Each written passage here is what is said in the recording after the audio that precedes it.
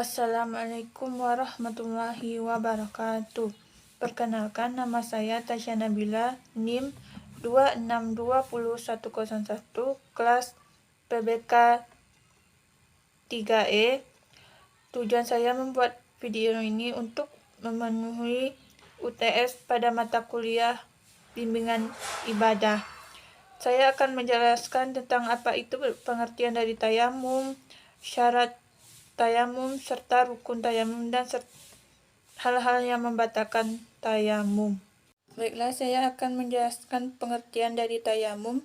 Tayamum adalah bersuci dari hadas besar maupun hadas kecil dengan mengusap wajah dan tangan menggunakan debu, tanah, permukaan bumi lainnya yang bersih dan suci. Selanjutnya yang kedua yaitu syarat melakukan tayamum. Syarat yang pertama melakukan tayamum adalah sulit menemukan air. Menemukan air cenderung jika sedang musim kemarau, bisa juga ketika sedang melakukan perjalanan yang jauh dan sumber air jauh. Dalam keadaan sakit dan tidak kuat menyentuh air, termasuk ketika sedang berada di gunung dengan cuaca sangat dingin dan sulit menemukan sumber air. Yang kedua, menggunakan debu yang suci. Debu yang bisa digunakan untuk tayamum harus suci. Maksudnya adalah debu yang digunakan bebas dari najis seperti percikan kotoran hewan, bercampur kapur, dan lain sebagainya. Yang ketiga yaitu mengerti tata cara tayamum. Sebelum melakukan tayamum, pastikan sudah mengerti dan memahami caranya, syarat, dan tata cara tayamum benar. Ini saling beriringan, memenuhi syarat saja tidak cukup untuk mengenal tayamum yang benar. Yang keempat yaitu dilakukan pada waktu sholat. Jika asal melakukan tayamum hanya boleh dilakukan ketika mendekati waktu sholat saja. Jika tayamum hendak ditunjukkan untuk menyucikan diri dari najis, tidak terlalu dianjurkan terkecuali pada kondisi yang benar-benar tidak memungkinkan. Yang kelima yaitu paham rukun tayamum. Bersuci dengan tayamum memiliki 4 rukun, yakni niat dalam hati, mengusap wajah, mengusap kedua tangan, dan tertib berbeda dengan wudhu yang memiliki 6 rukun. Dan selanjutnya saya akan menjelaskan rukun dari tayamum. Rukun tayamum ada 4. Yang pertama yaitu niat bersamaan dengan sepuan pertama. Yang kedua, mengusap seluruh bagian wajah dengan tanah. Dan yang ketiga, mengusap kedua tangan sampai siku. Dan yang keempat, tertib. Dalam bertayamum ini tidak cukup berniat menghilangkan hadas saja, sebab tayamum tidak menghilangkan hadas. Dalam tayamum harus berniat untuk diperbolehkan sholat. Hal-hal yang membatalkan tayamum. Seperti halnya pada wudhu, tayamum juga memiliki penyebab yang dapat membatalkan tayamum. Berikut adalah hal-hal yang dapat membatalkan tayamum. Yang pertama yaitu menemukan air. Tayamum akan langsung batal jika kamu telah menemukan air sebelum melakukan sholat. Sesuatu yang digantikan sudah ada, maka penggantinya tidak akan berguna. Seperti halnya menemukan air sebelum sholat, maka kamu harus berwudu. Namun jika kamu menemukan air setelah selesai sholat, hal tersebut tidak membatalkan tayamum ataupun sholat. Sholat dan tayamum tetap sah jika kamu menemukan air setelah sholat. Oleh karena itu, sebelumnya seharusnya memastikan terlebih dahulu apakah air benar-benar tidak ada. Yang kedua itu bisa menggunakan air. Air bisa menjadi halangan beribadah jika seseorang yang sakit tidak boleh terkena air dalam sesi pengobatannya. Namun, jika penyakitnya sudah sembuh, maka tayamum bisa batal. Bahkan orang sakit tanpa adanya larangan dengan air juga dapat membatalkan tayamum.